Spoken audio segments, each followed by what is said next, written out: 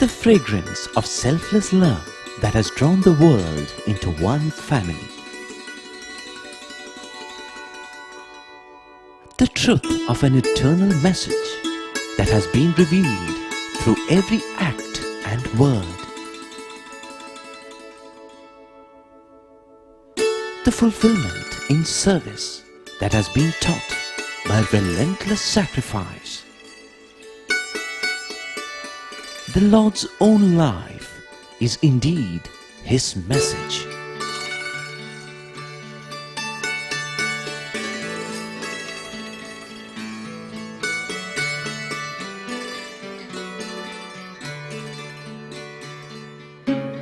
Sai Ram. Greetings and welcome to the 24th episode of our ongoing series entitled The Message of the Lord. If you recall, in the previous episode, we ended with a call from Bhagwan Baba asking us to place a ceiling on our desires. Today, we wish to pursue that topic. Now, why does Swami place so much emphasis on ceiling on desires? 3 reasons. Firstly, it is good for us as the body, mind and soul. Secondly, it is good for society as a whole. And thirdly, it is good for nature too. How? This is what we shall examine in this episode. Let us start with the word desire. What exactly does it mean? The dictionary says desire means to want, crave and long for something we would like to have. That something may be the satiation of a want connected with the senses, such as eating ice cream, for example. It could also be something purely mental, like wanting to have political, financial, or even sheer muscle power. Why does such a craving arise in the first place? Swami says, basically it is all because the individual thinks that by satisfying the particular wish, he or she, as the case may be, would feel happy. కాలు మొదలు తల వరకు కూడాను కోరికల చేతనే కాలమును గడుపుతూ వస్తున్నాడు. Man today is spending his time full of desires from top to toe. కోరికలు తీరటం ఆనందమని భావిస్తున్నాడు. కాదు కాదు. He feels so happy if these desires are fulfilled, but certainly not. కోరికలు ఆరటమే ఆనందమనేటువంటి సత్యాన్ని గుర్తించాలి. Desireless state confers the true bliss. ఏనాడు మానవుని యొక్క హృదయంలో కోరికలు ఆరునో ఆనాడే తన కోరికలు తీరినటువంటి వాడవుతాడు. The day when the desires are given up and pacified, you can aspire to be blissful. ప్రేమ స్వరూపులారా, embodiments of love. యుగములు గడిచినప్పటికీ జగములు కదిలినప్పటికీ మానవుని యొక్క హృదయము మారటం లేదు. Though ages have passed, generations have left, human heart has not yet been transformed. So you see, deep within, it is the person's quest for happiness that triggers desires. Is it wrong to want to be happy? Not at all, says Swami. He adds, your nature itself is bliss. So who can object to your wanting to be happy? If I am allowed to be happy, if I can have desires, then why is Swami asking me to put a ceiling on my desires? Is he asking me to put a ceiling on my happiness? Definitely not. And it is in that confusion about what exactly happiness means that all problems arise. Let us try to work our way through that confusion slowly and in small steps. First and foremost, we must be aware that happiness can be sought both via the head and the heart. Seeking happiness via the head essentially means seeking happiness in the external world, and it is here that the body, the senses and the mind play the role of active agents. There are many ways by which the senses and the mind can deliver happiness, and shortly we shall examine some of them. But before we get into all those details, there is one thing Swami says about seeking happiness in the world that we must pay careful attention to. Oh man, you want happiness. Fine. Now, do you want temporary happiness or permanent happiness? I'm sure you want permanent happiness, right?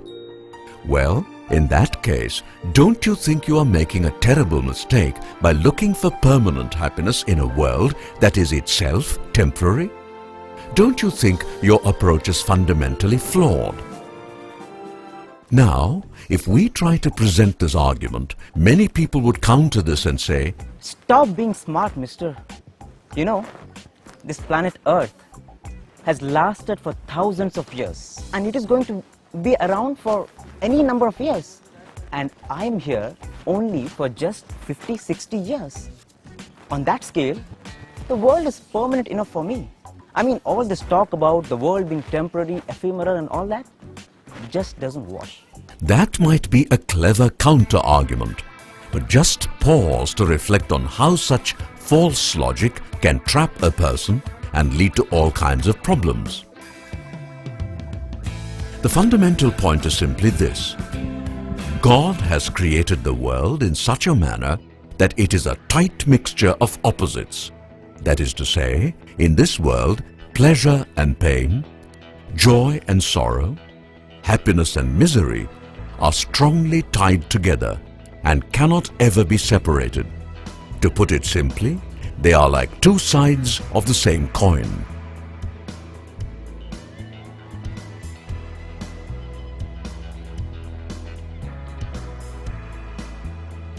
Can you ever have a coin with just one side? It is as simple as that.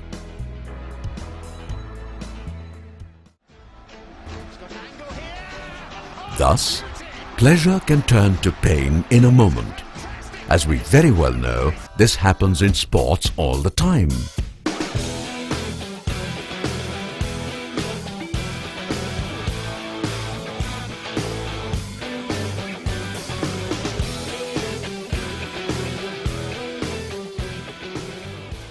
There are so many examples of this kind one can give.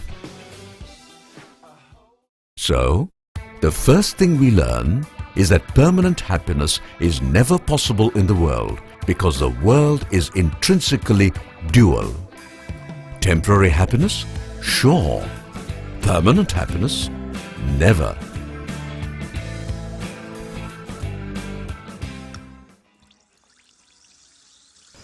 In spite of this fact, people do many things without thinking about the fact that what they are indulging in would in the long run be harmful to them.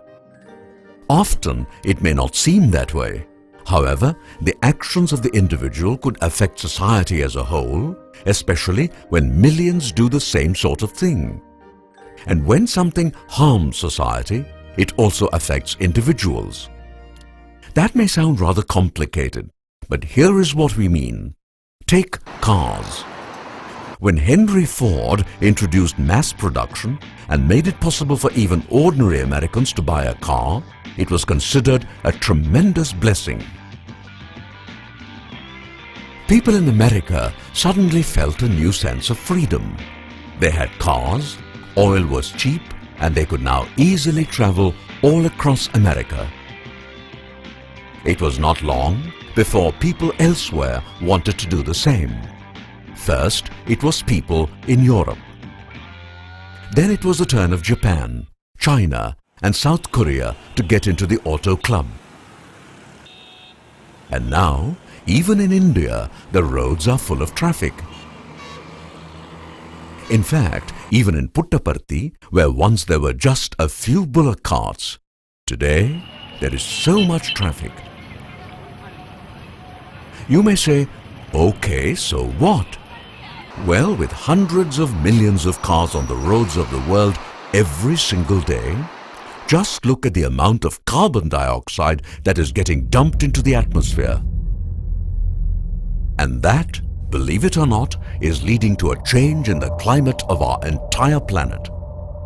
Since climate change is so much in the news, we shall not say anything further. The point to remember is, although the desire of one particular individual might not affect many, when hundreds of thousands and even millions begin to have the same desire within the same span of time, then the cumulative effect can be quite serious. Here is a different example, that of eating fast food recklessly, consuming soft drinks endlessly, and eating chocolates, various other sweets and potato chips without limit. We know what happens as a result of all this: obesity, diabetes, heart problems, etc. Currently, all these are beginning to become a serious problem not only in America, but indeed all over the world. By the way, we should understand that often one mass problem leads to many others. For example, when the auto industry multiplied hugely and millions of cars began to be sold every year in America, auto junk soon became a problem. Thus, when consumerism increases exponentially, as is the case now, waste creation also increases sharply. That raises huge problems concerning waste disposal, and industry has resorted to many methods. The first is to ship all junk to the poor countries, where poor people risk their lives to dismantle junk, exposing themselves to danger from hazardous materials like mercury, cadmium, asbestos, etc. All these are risky propositions. In other words, poor people somewhere risk their lives to deal with the junk created somewhere else by people who could afford to indulge in consumerism. What about junk food?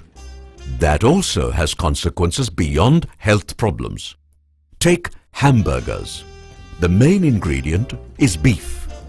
Beef is obtained from cows, and cows have to be bred and reared. That means they have to be fed a lot of food. The bottom line is that if it takes about 2,000 liters of water to produce 1 kilo of wheat, it takes 15,000 liters of water to produce 1 kilo of beef. See the enormous difference in the water consumption? Just think, if half the population of the world turn active beef eaters, that is about 3 billion, instead of the 600 to 700 millions today. And imagine what the situation would be in 2050 when the world population is expected to touch 9 billion. During the last few decades, people have been made to believe that consumerism is a must if humanity is to survive, and that without consumerism, the economy would collapse, people would starve, terrible things would happen, etc. Not many realize that this mantra is a creation of powerful market forces, a mantra that everyone is made to believe because without people consuming like mad, even if they have to borrow heavily, big corporations cannot make fat profits. The fact of the matter is that people have been deluded into believing that endless and exponentially growing consumerism is a must, and that without it, humanity and civilization would come to a grinding halt. Nobody pauses for a moment and asks, "Hey, wait a minute. How is endless consumption possible in a finite world, especially one where the population is growing exponentially?" As a matter of fact, way back in the 80s, a group of scientists known as the Club of Rome did examine this question because they were alarmed that humanity was beginning to use up heavily non-renewable resources like oil so fast that a crash of some sort might occur. This is what they projected. To start with, there are two facts. One, population growth, and two, depletion of non-renewable resources. Put them together. Trouble now starts. Industrial output grows initially to keep pace with growing population, but soon starts coming down since a resource crunch begins to have an impact. Food production also grows at first, but later begins to decline. Meanwhile, pollution also increases. And now the negative effects begin to act. Food production goes down and the population also begins to decline, even as resources become more and more scarce. What that means is a rapid decline in standard of living, a fact that would hit the rich countries much more than the poor countries.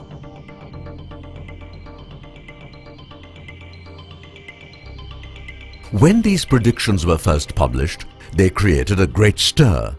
But soon people began to say, "Listen, all this is nothing but scaremongering and doomsday forecasts. Nothing like this is ever going to happen." But you know what? Maybe the Club of Rome forecasts did not work out exactly because the model on which it was based had some weak assumptions. However, this much is true. Take freshwater availability. If you carefully examine the situation, it is far from comfortable. Consider these facts.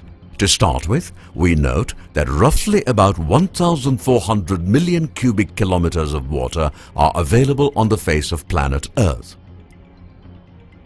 That sure might look like a lot of water, but 97.5% of all that water is in the oceans. So, straight away, that tells us that only about 2.5% of 1,400 cubic kilometers or 35 million cubic kilometers of fresh water is available for humans, plants, animals, etc. That still might seem a lot, but hold on for a minute. About 90% of this 2.5% is locked up as ice in the Arctic and the Antarctic, so it is simply not available to us. Thus, out of the 35 million cubic kilometers that we thought we had, we actually have only 3.5 million cubic kilometers. You might say, listen, 3.5 million cubic kilometers is still a lot of water. What's all this fuss one is making? Hold on please. Even all the water we are supposed to have is not readily available. If we consider water sources from which humans could easily draw water for their use, such as rivers, lakes, easily accessible groundwater, then 3.5 million cubic kilometers comes down to about 93,000 cubic kilometers. Used as we are to waters in rivers, lakes, etc., which are not all that big, even this might seem like a lot of water. So it might, till we take a look at the way and the rate at which we are using water, wasting water, polluting water. At the beginning of the 20th century, that is to say, in the year 1900, humans were consuming about 300 cubic kilometers of water per year. By the year 2000, the consumption rate had gone up to 2,100 cubic kilometers per year. Given the rate at which consumption is increasing, it is estimated that by the year 2025, we may use up about 75% of the available bank balance. Now, isn't that scary? You might wonder, there is something funny going on here. Human population is no doubt increasing, but surely they cannot be drinking up all that water. Where is all that water disappearing? That is a very good question, but there is also an answer. Let us start with the caveman. He needed water only for drinking and washing, that is, if he took baths. Perhaps he did once in a while. About 10,000 years ago, humans learned to cultivate crops, that is to say, they began to practice agriculture. This straightaway increased water consumption. Historical records show that in major river deltas like that of the Nile, the Tigris and the Indus, people had canal systems to engage extensively in agriculture. Today, of course, agriculture uses a lot of water throughout the world. Next, take industry. You might not believe it, but an industry like steel manufacturing consumes a lot of water. In fact, the silicon industry that gives us computer and cell phone chips consumes a lot of water. Then there are the utilities like railway stations, airports, hotels, resort areas, golf courses, all of which guzzle water. Building construction consumes a lot of water. Think of how much building, highway and dam construction is going on in the world today. By the way, let us not forget pollution, large-scale pollution of water, that is. For example, River Ganges is held to be very sacred in India.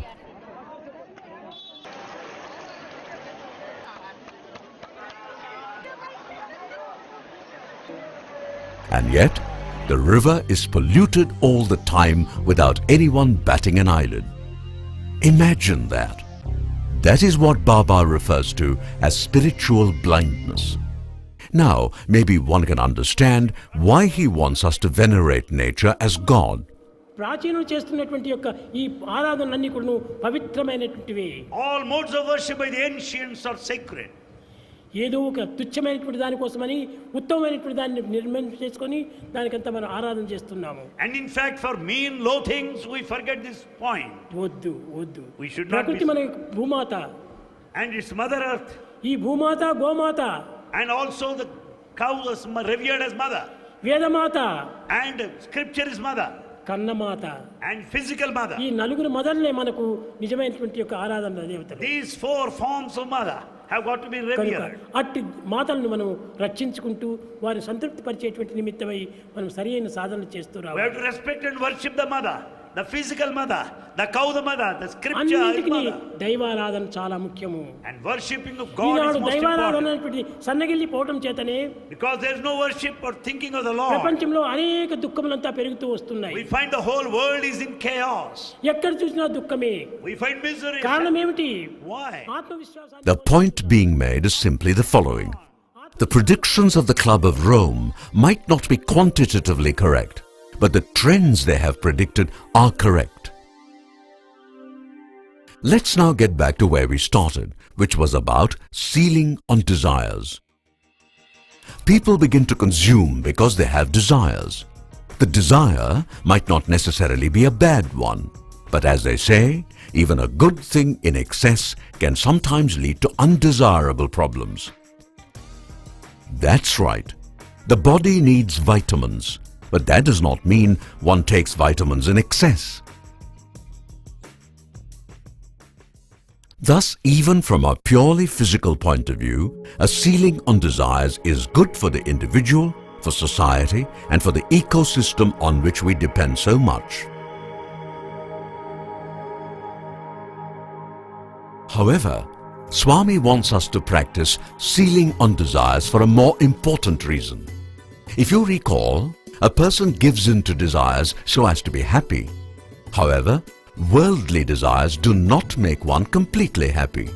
They can and do make a person suffer sometimes, especially when the indulgence in desires is excessive. What then is the alternative? Swami has clearly explained that. As he often says, happiness is union with God. How does one become united with God? There are some simple things we need to do. Firstly, we must get rid of bad habits, including talking too much, eating too much, sleeping too much, gossiping, wasting too much time watching TV, chatting excessively on the phone, wasting time on the internet, and so on. So, what must we do instead? Baba has clearly indicated that also. He says, first and foremost, control your desires. Second, lead a disciplined life in every respect, that is, not only food and personal habits, but also in the matter of spending money, time and energy. Third, do not waste anything. Next, try to help others in a selfless manner whenever you can. Further, whenever you are doing some routine work like ironing, say, keep chanting the name of God, any name you like. Above all, try and see God in all beings. That would make you a kind person who always helps and never hurts. Now all that is not very difficult, is it? You know, truly speaking, God is way above us. But when He comes down as an avatar, He really comes down to our level in every respect. And that is why He makes His teachings so simple.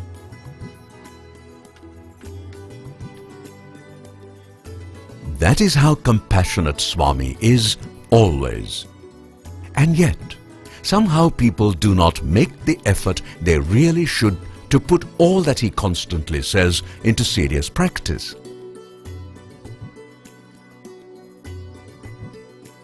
There are so many devotees of Baba all over the world.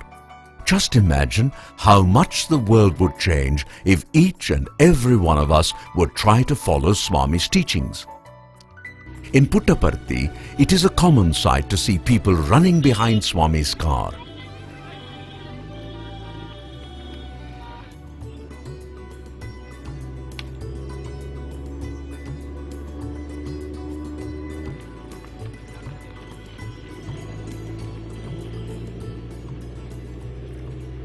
How much better it would be if people followed Swami's teachings with the same energy and vigor. Please don't get us wrong here. We are not criticizing people who run behind Swami's car. In fact, we do it all the time, and it is only our love for Him that makes us want to see Him anywhere and anytime. But then, how about writing His teachings on our heart and following them? Swami sends us a silent message. He says, if you follow my teachings, you need not run behind me. I shall run behind you wherever you go. What a wonderful deal that is. Let's make the best of this deal. We hope you enjoyed this presentation and do join us tomorrow for the next episode. Till then, Jai Sai Ram.